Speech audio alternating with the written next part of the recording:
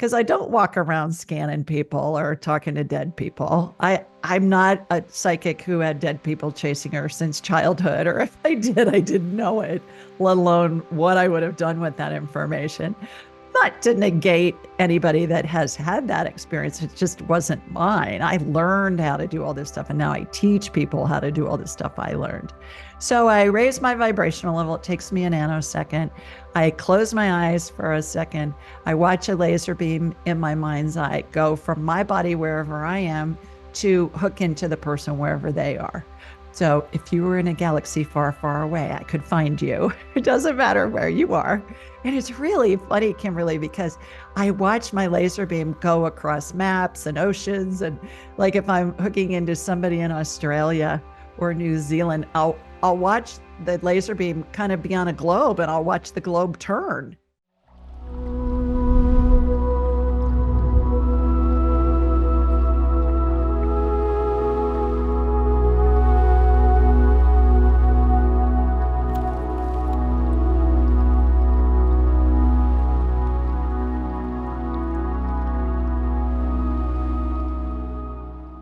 Welcome in. I am so excited about today's guest. It's going to be a chat fest, so you guys are in for a treat.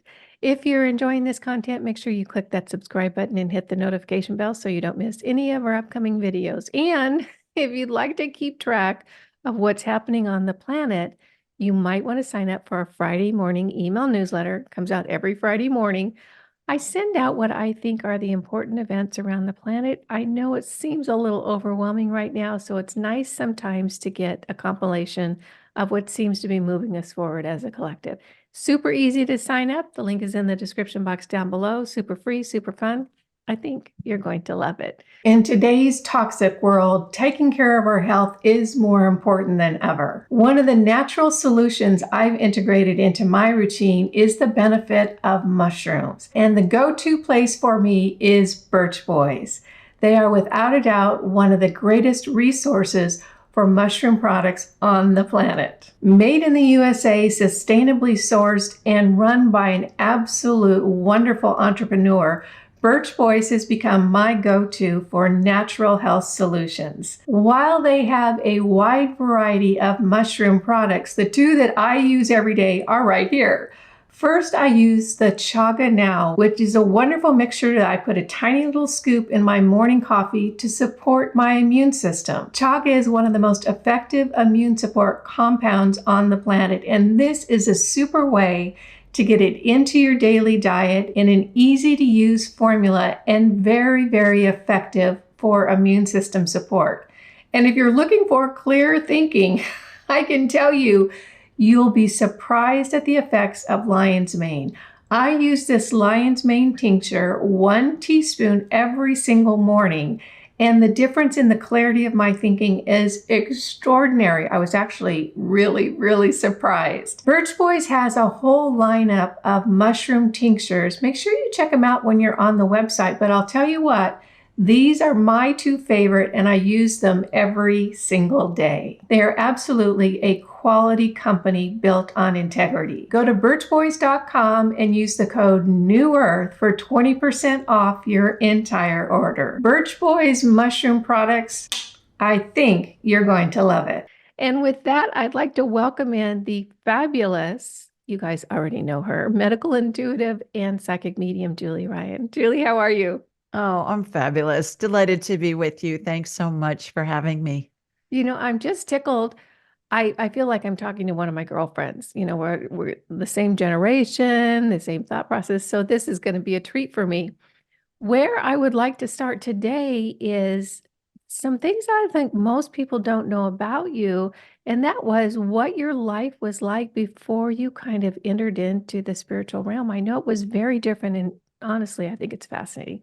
So tell us what your career was before you started talking with spirit. In addition to being a wife and a mom and, friend and sister and all those good things, daughter, all those things, I am an inventor of surgical devices sold throughout the world and former manufacturer of them, and a serial entrepreneur. I founded 9 companies in 5 industries.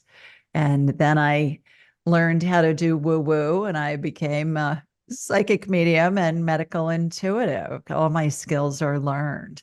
Okay. I don't want to leave the whole medical tool business equipment because that's so fascinating.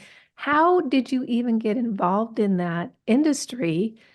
And what led you to start developing your own product line and selling them? I went to work for a big company called American Hospital Supply right out of school, right out of Ohio State. I graduated there and went to work for this big company. It's now Cardinal Health, big, huge manufacturer, distributor of hospital supplies, not drugs, but the supplies, everything from bedpans to equipment to surgical drapes to, I think there were, I don't know, hundreds of thousands of products that we sold in the distribution division. And at the age of 25, I started my first company.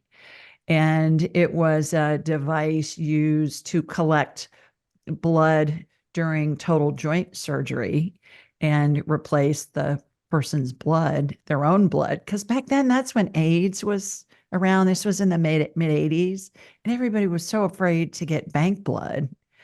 And so it was a great time to launch that. And that product's been sold for over 30 years now. And I Wow. sold my manufacturing company in 2015. And then I invented some other devices used for orthopedic surgery, a big mat that goes on the floor when a joint is being scoped, a knee or a hip or a shoulder. There's lots of irrigation fluid that comes out of the patient goes on the floor and it's contaminated and the staff slips and falls in it. So I invented a product called the BASS, which stands for the big ass suction system. And I I love the name. trademarked that. Is that Yeah. hilarious? I Uh, was I was in surgery with some prototypes and some of my team and this ortho tech. We were in Nashville. And this Bubba of an ortho tech looked at me and goes, Lady, this is what big ass suction system. Y'all need to call this thing the Bass. So I did and trademarked it. And then that was another one. I invented a device used for neonates for meconium aspiration and a couple of other parts and pieces along the lines. But I am not an engineer and I'm not a medical provider. I was just a sales rep who saw a need and then came up with an idea to solve it and hired engineers and people that knew manufacturing and stuff like that. I thought, I don't know how to do all this stuff, but I know how to read. So I can figure it out. yeah. And, I'm so impressed when I come across people who take the initiative in an industry to define a problem, solve it and really move it through. So it's like I'm so impressed with that. It just is so fascinating to me. You clearly had a lot of drive in that industry. Now you're in something very, very different. Talk to us about the transition or what led you into start thinking about a more spiritual side to your life, because that wasn't it. I mean, it was a different type Right. of way to spend your day.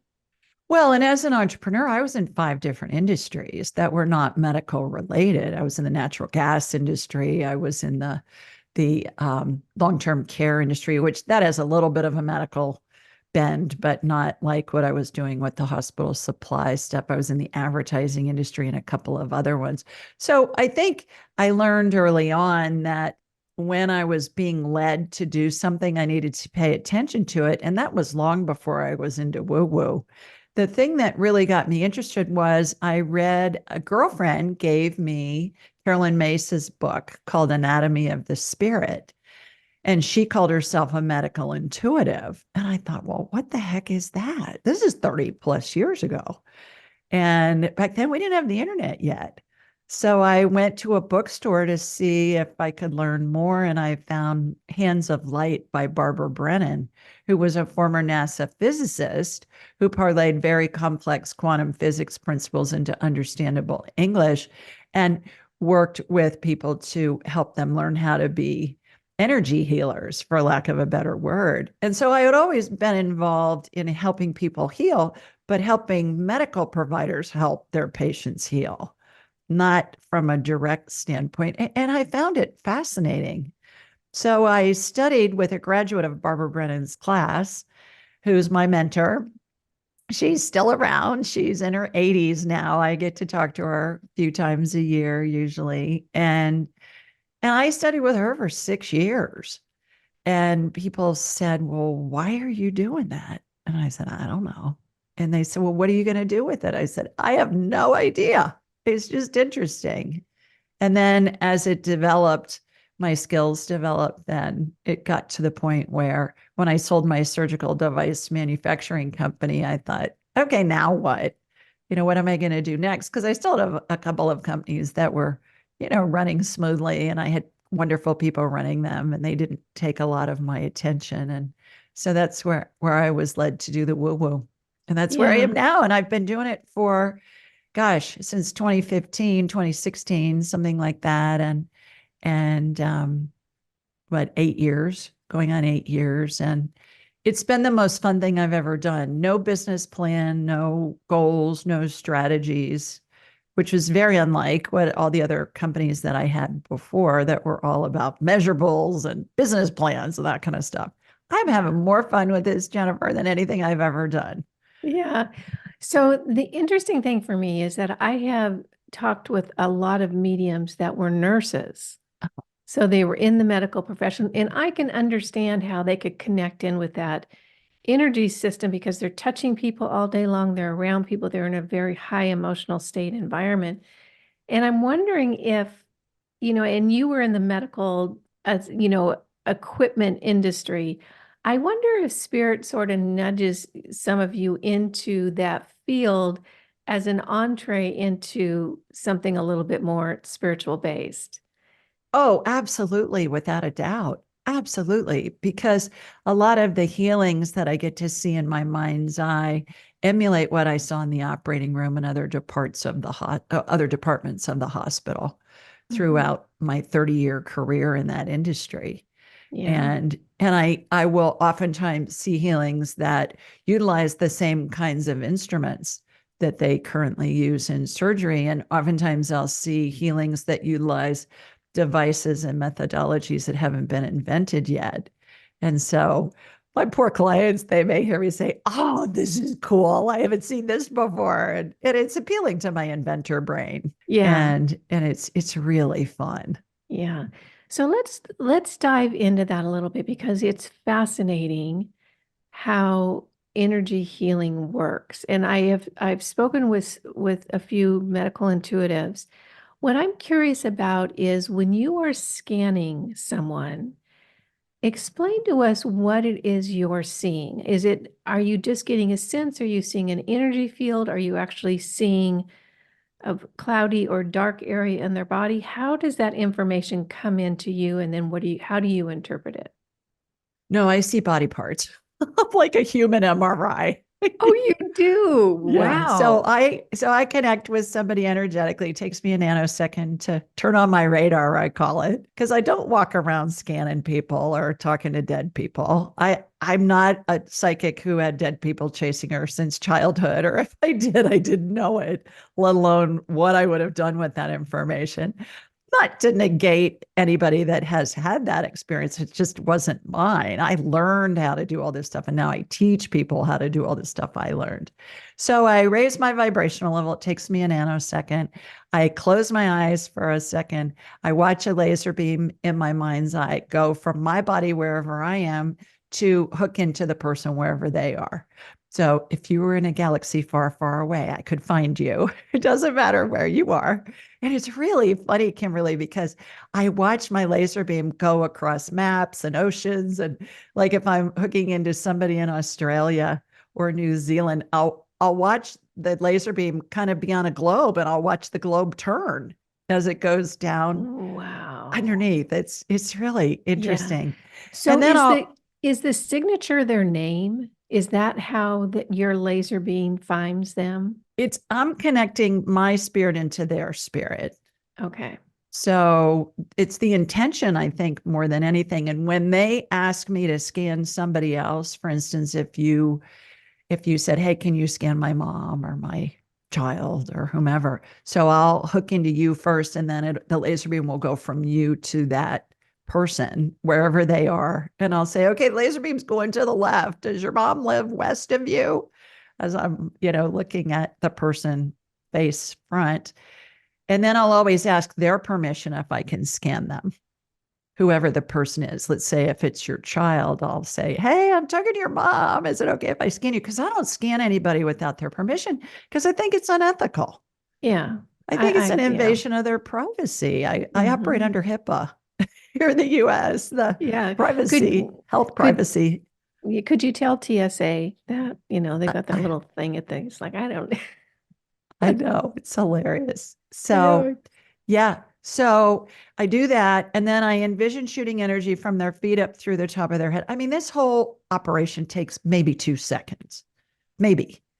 If they're farther away from me, maybe it'll take 3 seconds. Like if I'm hugging into somebody in Australia or in Asia, someplace that's very far away.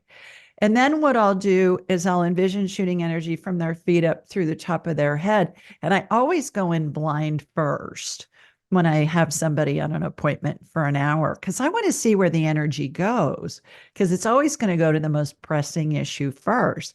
Sometimes that's asymptomatic, and we're heading off a problem at the past before it becomes problematic. If it's somebody calling into my show on a Thursday night, my Ask Julie Ryan show, then I'll just go to whatever they want me to scan, just from a time management standpoint. So the energy will go to wherever. I had a gal this morning who the energy went to her liver, and her liver looked like it was in trouble. I mean, it looked diseased, but it was interesting because I had never seen this before in my mind's eye. It looked like honeycomb. You know how honeycomb has those indentations in it? Not necessarily holes, but almost like little compartments where the bees put their whatever, their stuff from the flowers, their pollen, and then they create honey out of it. That's what this looked like. When I see a diseased liver, normally, just as an example, it'll look brown or black, and it'll a healthy liver will look pink to me. So I'm actually seeing the body part, and That is so wild. I don't I think I've know, heard that before. Do you yeah. see any energy frequencies behind that, or is it just like a medical book with a liver? Yeah, it's like an MRI, or a CT scan or an X-ray. I'm looking at her liver and I'm saying, oh, this is so interesting, because your liver is something that I've never seen before. And it almost looks like a honeycomb from a bee hive. And she said, that's what it looks like on the CT scans. And I said, okay. Wow. So I got it was a congenital thing. And she was having liver issues. And it looked raw, kind of like when you were a kid and you skinned your knee, and you have maybe little droplets of blood on your knee, and maybe there would be some oozing and maybe a little bit of blood, but it wasn't bleeding profusely. And that's what it looked like to me. And she said, well, that makes sense because I'm anemic and they can't figure out why. And I said, well, are you dramatically anemic or just a little? She goes, no, just a little. I said, well, here's what's going on. So that's the diagnosis. That's the scan. That's what presents itself. And then immediately thereafter, Kimberly, there's always an energetic healing that will happen instantly. And I watched this healing occur. In her case, we generated a new liver with stem cell energy. So back to your question, was I led to be in the surgical world, developing products and seeing all these things in person in the operating room for decades? Absolutely.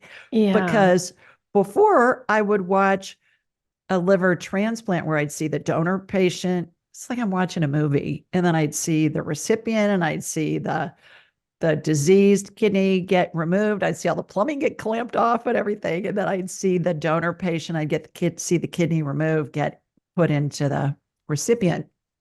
I haven't seen that in many years. What I see now is, and what happened with this client this morning was, there was a mold of a liver. Think of a plastics mold or a jello mold or a bundt cake mold. There was a plastic looking mold of a liver in the shape of a liver, And I watched stem cell energy go into it, which is a light amber colored gel, has sparkles in it, of course, because it's woo woo, gotta have sparkles. And it reminds me of Dippity Doo hair gel from back in the Okay. day when I was a Mhm. kid, watery gel. And it was big in the 60s and 70s. They still sell it on Amazon, by the I way. can't believe it. That's I like is that a flash from the past. exactly first time Spirit came in with this Dippity Doo stuff, and I heard Dippity Doo in my head. I heard it's like Dippity Doo, and I said, "Seriously, you want me to tell my client that?" And I heard from Spirit, "Yeah," and I said, "Why?" And I heard because people that are your age are going to know what it is. People who are younger can look it up on the internet, and then they'll know what it is. And it's funny. Spirit's hilarious. I Yeah, mean, they are. they are just a riot. Yeah, So I watched that I think they happen, think we're funny too. I'm sure. And then there's when stem cell energy is being used, and it will regenerate any body part we need. It's the most amazing stuff. There's always a vortex present. And the centrifugal force in the vortex is what transforms the stem cell energy into new body parts. And then I watched this new kidney get generated with stem cell energy. I watched it get put in her body. I watched the diseased kidney get removed.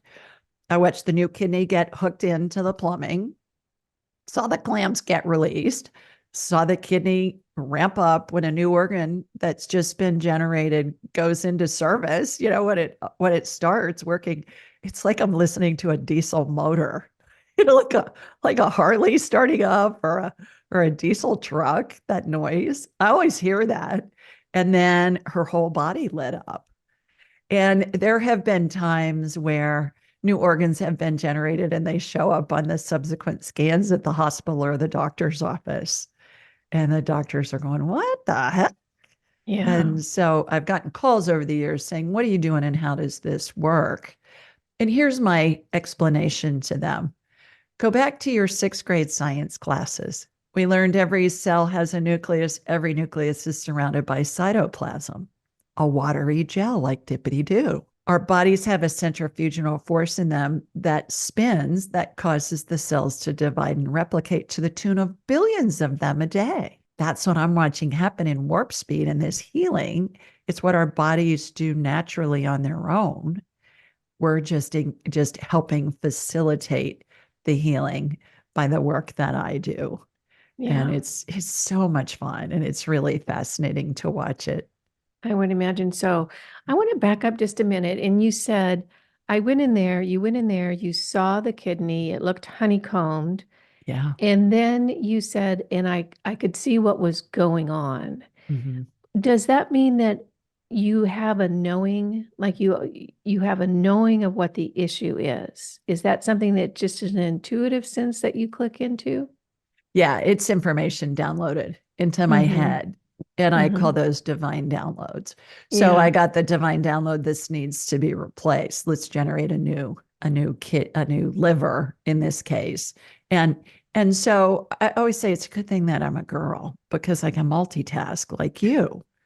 You know, I'm watching the healing in my head. I'm getting divine downloads and I'm talking to my client and describing everything I'm seeing to my client, whether it be a private client, then I have an hour with them, or it's somebody who's called into my show or done one of my lives. Because what I've found throughout the years is that when we can envision what I'm describing, it helps integrate the healing into the person's body. Yeah. Furthermore, when I'm doing my show, I always tell people if this is a medical healing, I want you, the listener, to picture what I'm describing because then all of us are sending the healing and working together to the person who's the caller. Yeah. It's like the power of prayer. You know, the more people that are involved, the stronger the energy that's sent. Yeah. So when this healing occurs, and I'm trying to understand the whole process because it's truly fascinating. I mean, you have a really cool job, a very I cool know. job. I know. So do you think that it is angels or guides on the other side moving that energy? Do you think it's your intention? Do you think that it's your higher self, that you're a healer, then you've always been a healer in other lifetimes and you brought that skill set in? How do you think that process happens? Because it has to be generated, the energy has to be generated from somewhere. Yeah, I think it comes from source. I think it's the whole kit and caboodle. It's everything. It's God, the spirit guides, the angels, the deceased loved ones, my spirit.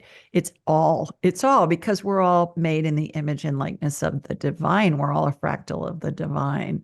So I Mhm. believe it's what I call spirit. Some people might call God the universe source. I believe it's spirit working through me and with me to help the person heal because nobody heals anybody else. No Yeah. doctor, no energy worker, no chiropractor, no naturalist, whatever. We all heal ourselves. And those of us that are in this industry, whether it be in Eastern medicine, Western medicine, the work that I do, it's all an effort to help the person heal themselves. Because at the end of the day, I'm going to send the healing to them. The healing has happened on the energetic level. Now it's that person's spirit's prerogative as to how they implement it, when they implement it, and if they even implement that healing. And so I'll always have other suggestions in what I believe is a multi pronged approach to healing. You got to work on the physical level. Maybe it requires physical therapy or surgery or change in diet or something like that. The energetic level is the work that I do. And then anything else that's involved. Sometimes it's acupuncture, sometimes it's chiropractic or some other modality. And it's a merging of all of those healing modalities to help the person heal themselves. Yeah. And that's such a good point because you can do the energetic work, but if that person has issues to work out around that illness, that's going to come into play. Whether they accept the healing, whether they accept the new level of health or not. Some people might need to stay where they're at for a Well, you while. bring up a really good point. There's always an emotional component that's always, always, always present before any kind of medical condition arises. And we don't know what that person's spirit came in to explore and experience. We don't know what their past lives have been. And so it's always interesting. I will address that normally at the end of a healing session if I'm with a client. And most of the time, when I have somebody for an hour, we're doing a multitude of things. We're doing healing, we're talking to deceased loved ones. Maybe I'm scanning their cat, we're doing past life stuff, as much as we can cram into an hour from my buffet of psychicness, I call it. Because once you connect with spirit, you can do it all. There's no reason to segregate like just the pet psychics and just the medical people. I mean, it's all the same thing. It's all Mhm. energy. It's all Yeah, spirit. So I do have an explanation for the emotional component. May I share that? absolutely. We're all spirits connected to a body having a human experience. We've all heard that. And the container that holds the energy that makes up our body and our spirit, I call the energy field membrane. And it looks like a plastic bag that's really thin and stretchy, kind of like that saran wrap you'd get from a tray of chicken breasts from the grocery store. That's thinner and stretchier than perhaps the Glad wrap in our kitchen drawers in the box. Well, when there's a tear or hole in that energy filled membrane, it always allows an energy leak. And as I mentioned, that always precedes any kind of medical condition 100% of the time. So I'll envision going into that tear or hole and I'll be shown a scene. And it's always in relation to an emotional event that's either happened in this life or a past life. And I'll get a date and I'll get a little bit about what happened. They may remember it, they may not. If it's past life, I'll get where it was when it was. We'll do a correlation with how it's related to their current life. But as soon as we illuminate wherever that energy block, that emotional event began, it eradicates it. It also allows the energy field membrane to heal, allows the body to go back to working on full power, helps the body heal, helps the body regain and maintain health. So, my explanation here's a visual for this. Imagine going to the pet store and buying a goldfish. They're going to put it in a plastic bag of water in order for you to get it home. So if you have a picture of that in your mind's eye, the goldfish represents our body. The water represents our spirit because the body's inside the spirit. The spirit's the power source for the body. And the plastic bag represents the energy field membrane. If there's a pinhole in that bag and water is draining out a drop at a time, for a long time, that fish is going to be fine. However, when enough water drains out, that fish is going to be in trouble. And that's what happens to the human body. So we patch the hole, we get that membrane back being, solid. Body goes back to working on full power. I think it's the most important part of the healing. And that just came into me, Kimberly. I didn't learn that anywhere. Came into me many years ago from spirit. Isn't it wonderful the information we get when we tap in? I mean, Oh, it's yeah, unbelievable how much you can assimilate in such a short period of time. It's almost right. instantaneous. I was listening to a channel a couple of days ago who said, and I thought it was an interesting way to put it, that all disease for humans is a cry for love. And I I thought, would, well, I get a yes on that. and it doesn't have to necessarily be a desperate cry. It could be a hurt, it could be a longing, it could be, but I do see that as making sense, because we're all about love here. Well, and it's what I've heard from spirit and heard from colleagues in this space many times is our spirit is going to say, "Hey, Kimberly, you need to look at this. It's an emotional thing." And you're like, "Yeah, yeah, yeah, yeah, yeah. I'll look at it later, when I'm done with this project or whatever." And then the voice gets a little louder. "Hey, Kimberly, you really need to look at this." And that's this emotional component. You're like, yeah, yeah, yeah, yeah. I'm going to get to it. It's on my checklist. And then all of a sudden, they're going to go, "Hey, Kimberly, you've got this medical condition. You really need to look at this." So spirit keeps ramping it up. And our bodies are a way to really get our attention, unlike anything else that exists. And so I think the cry for love is cry for love of what our intuition, what our spirit's trying to get us to pay attention to, even if it's different from wanting to feel loved by a spouse or a child or a Yeah. parent or whomever. Mhm. I'm kind of curious, I'm wondering if, well, my sense, just my intuitive sense, having spoken with you for a few minutes now, is that this healing thing has been generational it's been lifetimes for you. And I'm wondering, do you get that same sense because it's just so powerful? I mean, your whole focus in this arena in this lifetime, it was such a buildup in the businesses you did prior. And then you go into it and it's that whole thing. It's like, I don't know why I'm doing it, but I love it and I'm not going to stop.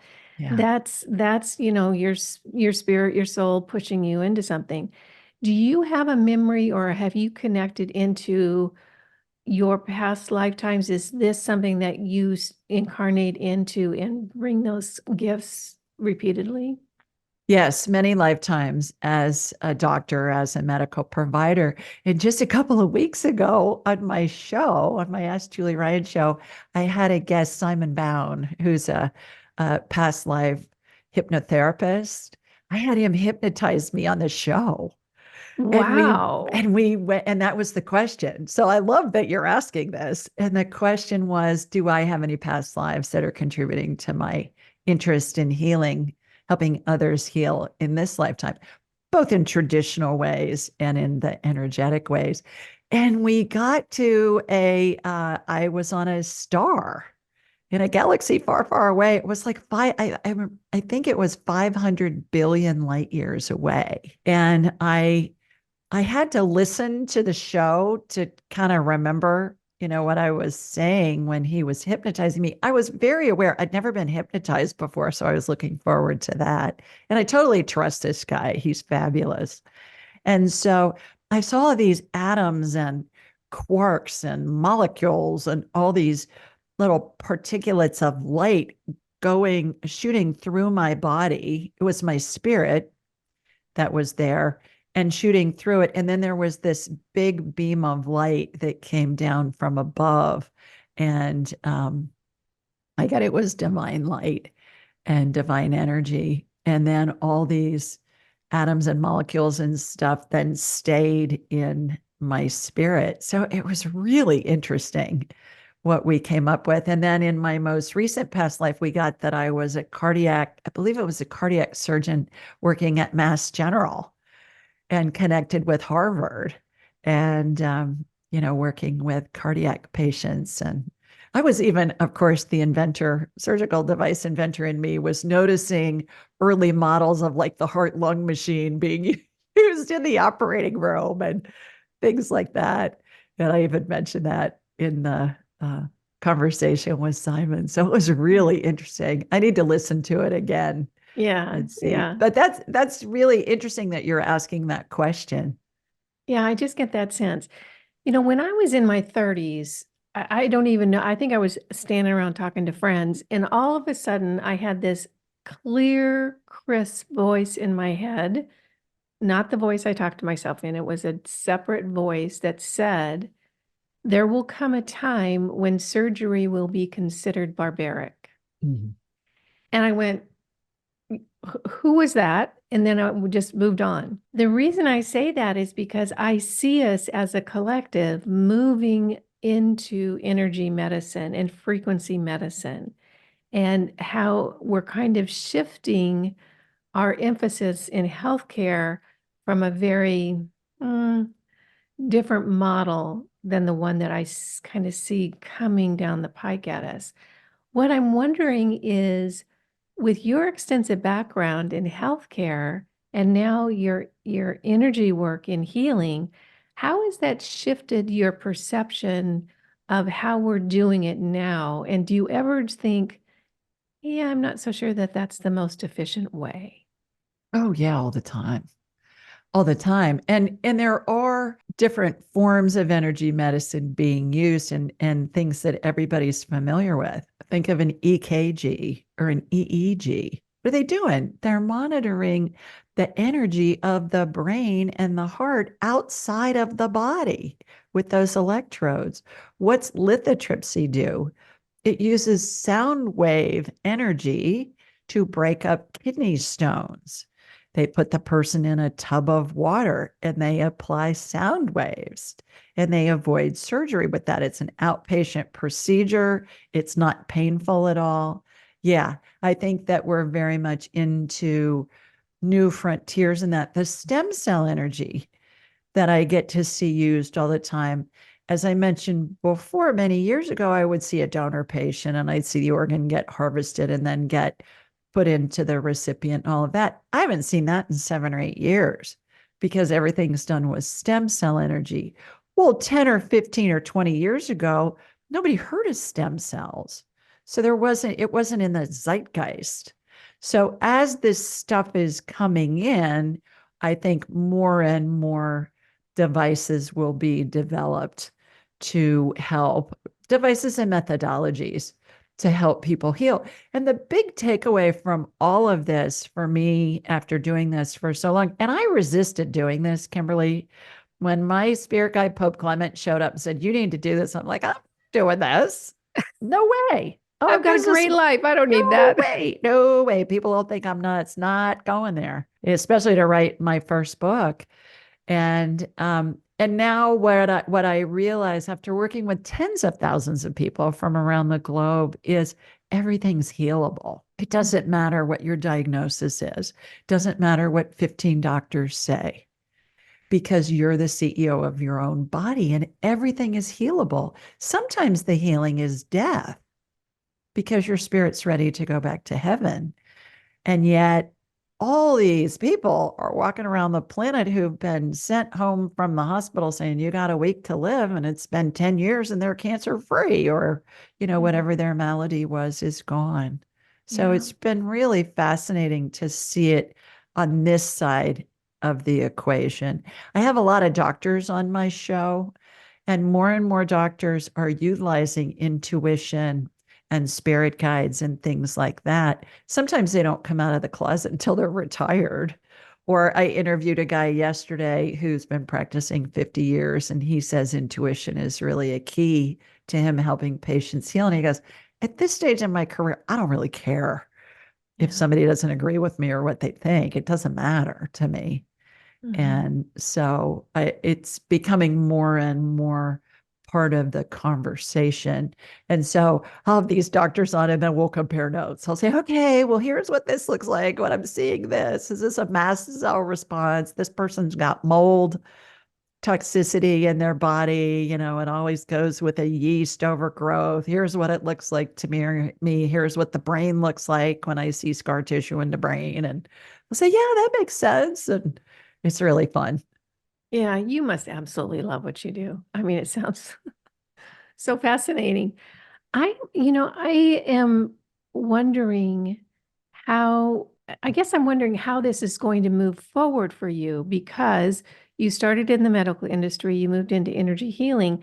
Now I'm wondering if they're going to combine the two and you're going to start designing and developing processes or something that's going to further medicine or healing in that direction. And the reason I wonder that is that because you said to your guide, I don't want to do that. Well, they don't take no for an answer. They just keep pushing. I know that. Yeah. You probably know that.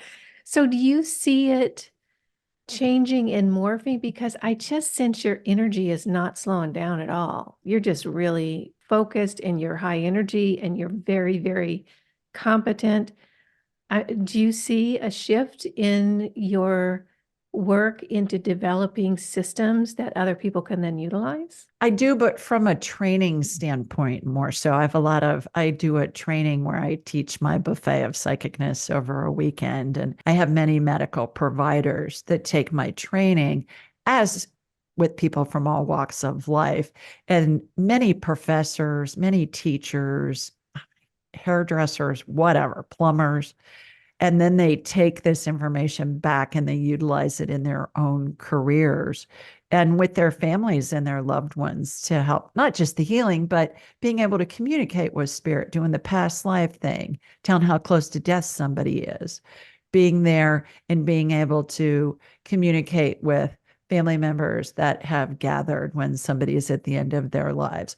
As far as creating new devices, never say never. Been there, done that. I have many patents. I have even many more trademarks. I got a bunch of trademarks with the Ask Julie Ryan stuff now. My name's even trademarked. So I know how to do all of that stuff, and I certainly have utilized that. But I don't need to go there. I don't need to deal with the FDA. I don't need to deal with the governing bodies in the other countries that I used to sell to and, ship internationally and manufacture and all of that. It's kind of like, yeah, I graduated from the eighth grade. I don't need to repeat that. Mm-hmm. Where I see my focus now is getting the broader picture out to the globe and helping educate people in their specialties. So, if somebody comes to me and they're an inventor of whatever, a new tire for a bicycle or a medical device or whatever, we can tune into their spirit guides and I can help them learn how to do that. Give somebody a fish versus teaching somebody how to fish, that whole thing. So that's where I see my path going forward. But I don't know.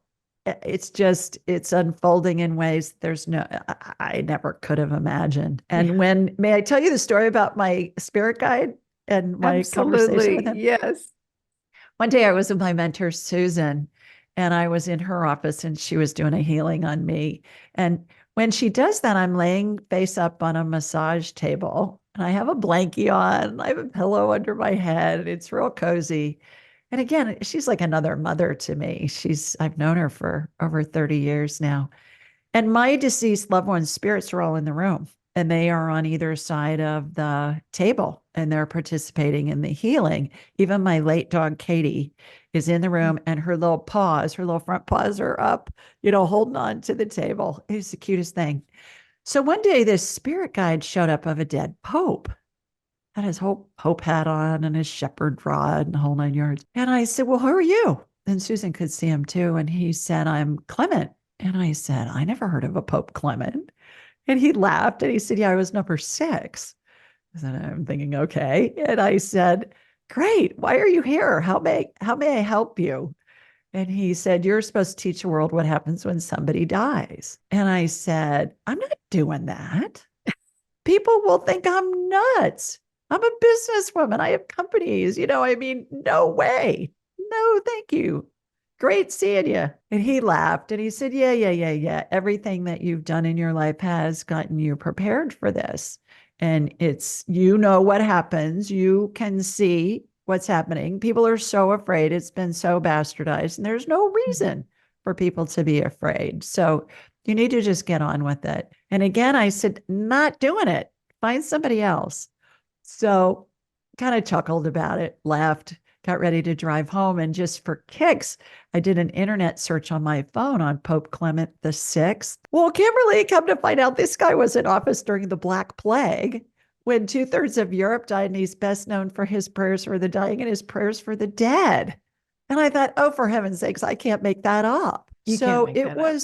it was 2 or 3 years of him prodding me, saying, you need to do this. You need to do this. I'm going, I'm not doing it. Not happening. And then one day I was at church. I was sitting between my husband and my son. And the priest from the altar during his sermon said, wouldn't it be interesting if somebody could tell us if we're really greeted and escorted by angels to heaven, greeted by angels and our loved ones and escorted to heaven? And I'm getting elbowed from both sides, from my husband and my son. And that was the catalyst where I finally said, okay, God, really? From the pulpit in the middle of Mass, you're giving me grief about this. And so that's when I decided to take the plunge. And it took golden ovary courage, quite frankly, because I thought, I'm going to have blowback from this. And so I have a quick story. May I share it of when I got over that? Yes. I was given a talk at a business conference, and it was all C-suite executives, most of whom were men. There were hundreds of people in the room, most of whom were men. And we had just put up AskJulieRyan.com. It's got my picture on it. I'm thinking, oh gosh, I hope nobody, that does business with me sees this. Nevertheless, I finished my talk. This guy comes up to me. He's got his tablet open, and it's open to AskJulieRyan.com. And he said, is this you? And I'm thinking, yeah, buddy, that's my picture. And he said, and I'm thinking, oh, brace yourself. And he said, I'm really interested in hearing more. Can we sit together at lunch?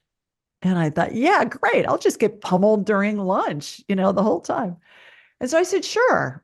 And I sat with him and 7 total male C-suite executives at a table for 8 in this luncheon. And they didn't want to talk about anything that had anything to do with the conference. All they wanted to talk about was woo-woo. Yeah. And I thought, okay, that's all I need. And then I was off to the races. Off to the races. That is a beautiful story. Thank you for sharing. Spirit has such a sense of humor. Oh my gosh. They really do. And they're good at it. That topic, Julie, is one of my hot buttons, in that there is so much misinformation and fear around transitioning on this planet, not so much in indigenous cultures, but definitely in America and Europe, that sort of thing. There's so much fear and so much lack of knowledge about preparing for the transition and what's going to happen. I think this is brilliant. So now that we've opened that door, what does happen when you die? I agree with you. And America seems to be the worst. Yeah, are we? I don't know. Oh, but it's definitely, it's crazy that people are afraid to die. It's like, are you kidding me? It's so much easier over there. Well, and it's easier to die than it is to be born. It takes so much more effort. And so I think we've lost that in the past probably 150 years as we've become way more focused in Western medicine. And Chris Kerr is an MD, PhD, who's the head of a very large hospice organization in Buffalo, New York. And he calls end of life care the assembly line of the absurd because, grandma's 93 and grandma's trying to check out. And what are we doing? We're taking grandma to the emergency room, and they're going through Herculean efforts to help her get better. And she just wants to go back to heaven. She wants to be with her deceased husband. and Mhm. her parents and her other loved ones whose spirits are there. So, to answer your question, what happens is, again, we're spirits connected to a body having a human experience, and the body's inside the spirit. Think of the old masters' paintings of saints and angels. They're depicted with a halo, either around their head or around their whole body. It's their energy field, it's their spirit, it's their aura. It's all the same thing. So when somebody's dying, the spirit exits through the top of the head. This is as I perceive it with thousands of clients and family members of thousands of clients. And it hangs onto the top of the head and it looks like a cartoon caption bubble or a speech bubble. And then what happens is deceased loved ones' spirits show up and angels show up to help guide the person through the transition process. And interestingly enough, Kimberly, the first person to show up is always the maternal spirit, which really surprised me. I thought it would be the person's guardian angel or some other angel that was dispatched from air traffic control in heaven. I'm going, okay, this person's at the end of their life. We need to help them, have a smooth landing back to heaven. But it's the mother spirit. And then the paternal spirit shows up and they anchor a circle of angels that appear next. And these are big old angels as I perceive them 6, 7 feet tall, big wings, white gowns, barefoot, rope belts. Is that what angels really look like? That's what a Catholic girl who went through 12 years of Catholic school was taught angels look like. Somebody in the Amazon in an indigenous culture may see angel energy as a blob of purple energy. It's how I perceive it. And it's been my experience that spirit's going to show us things in a way that we can understand it from our own human perspective and what we've experienced in our life. So angels show up as the person's getting closer to death. That circle of angels opens up into a horseshoe and then eventually a straight line. Let's say if the person's in a hospital bed, let's say as an example. And then that line of angels always anchored by the maternal and paternal spirit of the person closest to them who has passed. So, for instance, my mother's deceased, it would be my mother. If she was still alive, it would be my maternal grandmother. If she was still alive, it would be her mother. Always on the maternal side is the person who's running the show from the spirit world, Oh, which that's so interesting. amazed me. Yeah, we think Mhm. we're done with our kids once they're raised and grown and married. Well, we're not. And we're still helping them from the spirit world, helping them from heaven when they transition. And then as the person's getting closer and closer to death, more and more spirits arrive, including the spirits of deceased pets, the spirits of loved ones, the spirits of colleagues and friends and relatives from all of their lifetimes, to the point where near the end, it's literally tens of thousands of spirits are there. They look like dots on the horizon. And I call it the Welcome to Heaven Committee. And they're there. I'll see farm animals sometimes. I'll see all kinds of pets. I'll say, oh, did your grandmother grow up on a farm or does she live on a farm now? And my client will say, she doesn't now, but yeah, she grew up on a farm. And I'll say, okay, there are cows and chicks and horses. And I'll describe them. And they'll say, oh, that was her horse Trigger. That was her cow Bessie. That was whoever. And same thing with dogs. I'll say there are collies there. There are German shepherds. There's a white cat. And they all know who these pets are, which gives them Yeah. lots of comfort. And then a couple of interesting nuances about there. I've divided this into 12, I call the 12 phases of transition. And to your point earlier, there's lots of information on the afterlife. There's lots of information on grieving. There's lots of information on near death experiences, not much information on what happens when we're actually dying. And how to prepare for it, how to That's right. emotionally prepare for it and make decisions prior to the transition about, who you want to be there and how you want it to go. Right. Right. Mhm. So about phase 6, there are 2 extra angels that show up on there on either side of what I call the spirit bubble, not speech bubble. That is the spirit that's attached to the head. And about between phase 9 and 10, their wings start to move. And I saw all this for the first time with my own mother in 2002. And I'd never seen any of this before. And I thought, okay, I don't know what this is, but I know it has a role to play. And this is going to be interesting, which was an interesting parallel to the grief I was feeling with her being at the end of her life. And I was watching this glorious series of events unfold in the spirit world that were affecting what was happening in the physical world with my mother, including my grandmother, my Mima, who had died 6 months prior.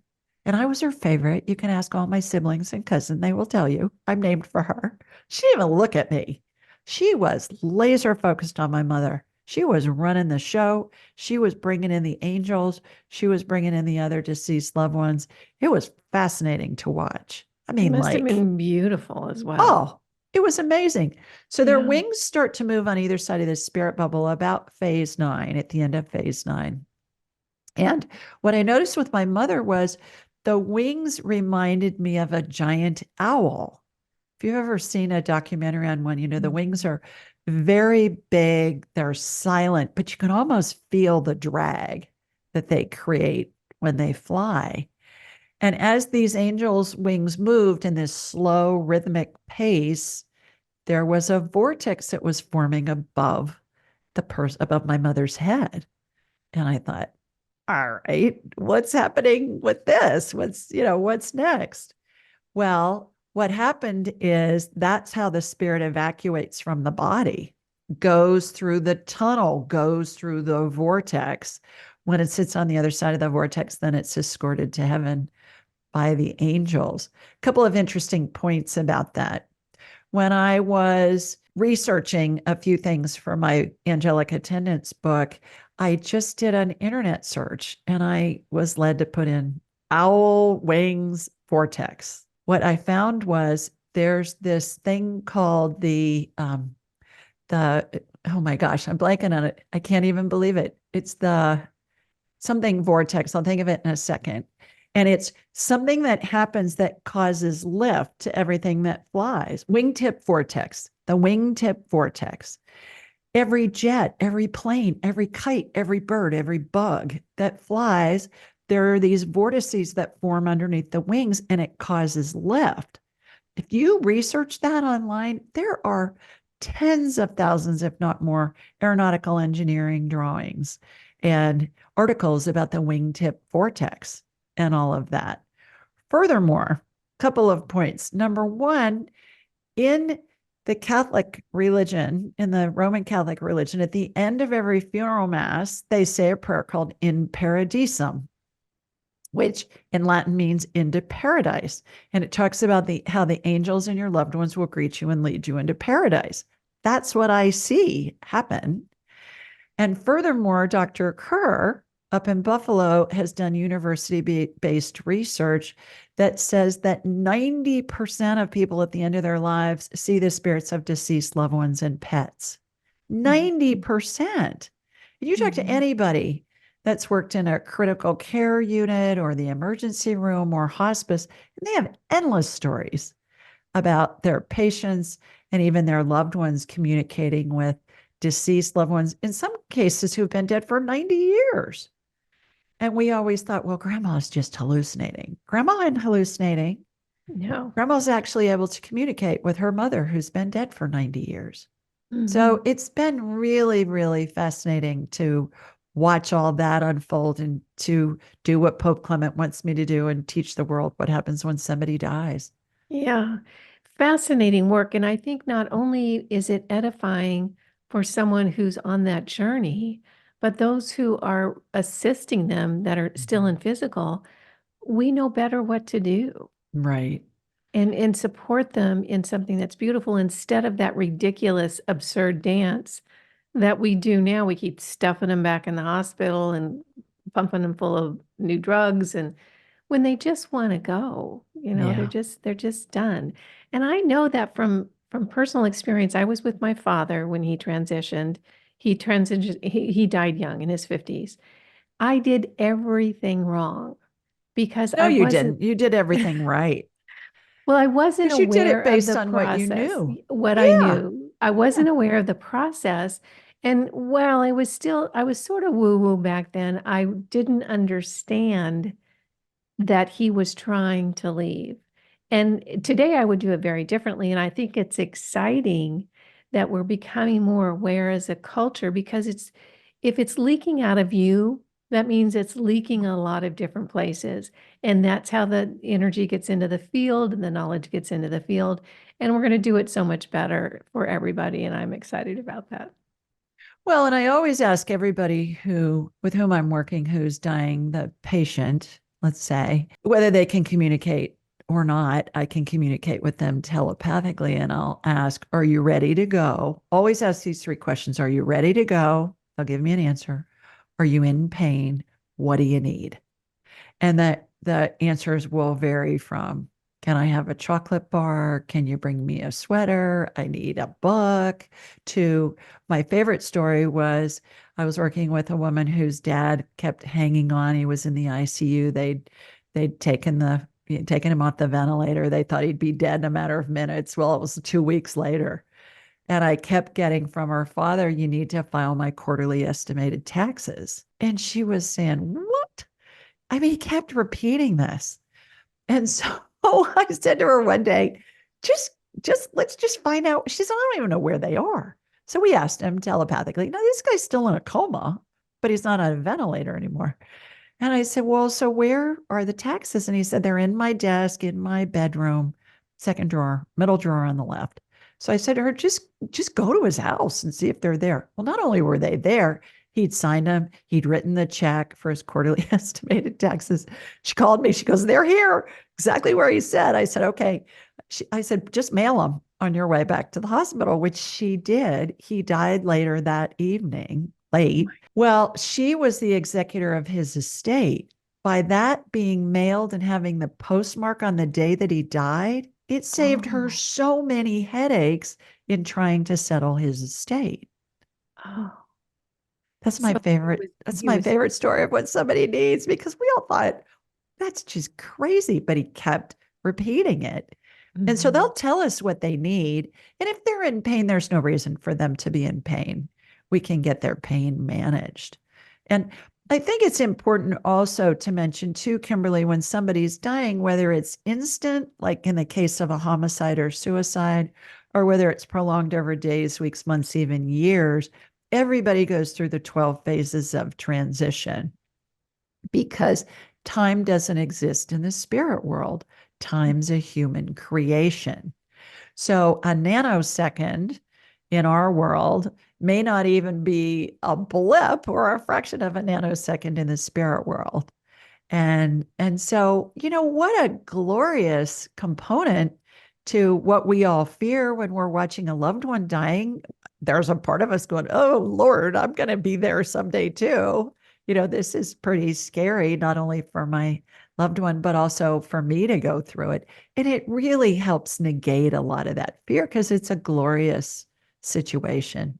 It really is. It's cause for celebration. Yeah. Wonderful. This has been so interesting, so fascinating. Thank you so much for sharing so openly when such great conversation. I appreciate it. Oh, my honor. Yeah. So how do we find out more about you? AskJulieRyan.com is where everything is. My shows, Ask Julie Ryan. We're on YouTube. We're on all the podcast networks. We're on Alexa. And my books are sold wherever books are sold. You can get to them off the website. They're on Amazon. They're on all the websites. And anybody that's watching, if you'd like a free copy of Angelic Attendants, What Really Happens as We Transition from This Life into the Next, and it has illustrations in it of the 12 phases of transition and how the angels and the loved ones are lined up and all of that. And then lots of heartwarming stories of people with whom I've worked and their families' story. Just go to julieryangift.com, julieryangift.com, or you can find the link on askjulieryan.com. Just say, hey, I heard you on Kimberly's show. I'd love a free copy. And we'll send you the audiobook and digital version just as a thank you for listening and watching today. Wonderful. I'm going to certainly order that. I think it sounds fascinating. Thank you so much. It was just a delight to spend this hour with you. I really appreciate it. Oh, my delight. Thank you for having me. Wonderful. And thanks everyone for watching. We'll see you next time. Bye-bye. I hope you enjoyed this video. Coming up next, this is a good one, or you might really like this one too. Either one of them could be perfect for you. Before you leave, don't forget to subscribe.